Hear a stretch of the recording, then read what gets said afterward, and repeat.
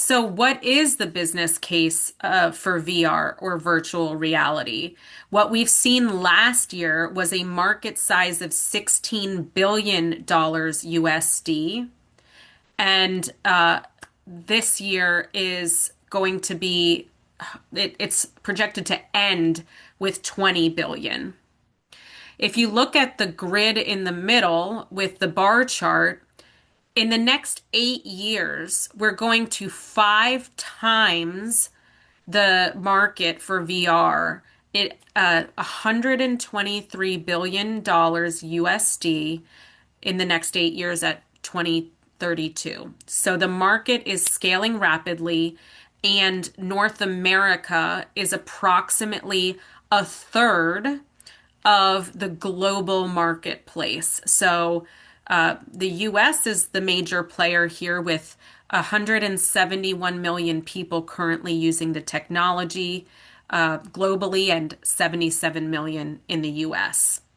And that's an increase of $30 million per, sorry, 30 million people since 2019.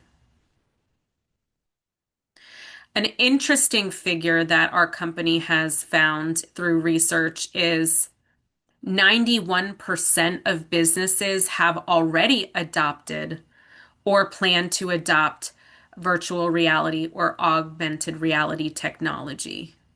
So it's not an if, it's a when. On the right-hand side, you'll see some images. Apple just released on December 7th their top virtual reality apps of the year, which is an interesting takeaway to read. And in the bottom, you'll see a picture from my recent October 2025 TEDx talk where I talk about the use cases for virtual reality, including leadership skills, including the sports industry, and including the medical field. So, what is the return on investment for using it as part of your training and your learning strategy? Well, PwC has found a 300% increase in confidence about their skills when employees learn through VR versus other ways. In the soft skill category, 67% of VR learners report higher engagement than e-learning, online learning. Gone are the days of sitting in front of a computer and clicking through slides for your learning credit.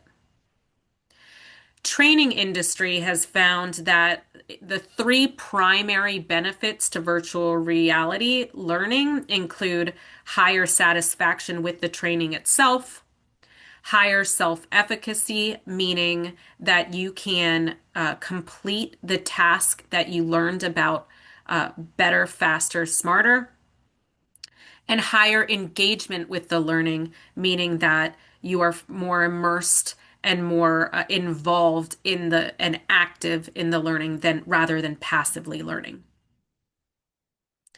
As discussed in my TED Talk, the sports technical example is amazing statistically when we look at Jaden Daniels, who is the quarterback of the Washington Commanders in the National Football League, who uses VR as a primary training tool, and he does on-field scenarios in virtual reality.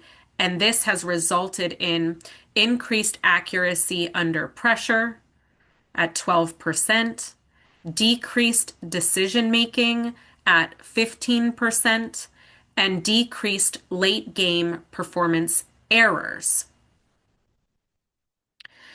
The virtual reality training has proven so successful with Jaden Daniels that all quarterbacks on the Washington Commanders are now training in VR, along with reports of the Seahawks, the Lions, and the Dallas Cowboys using virtual reality.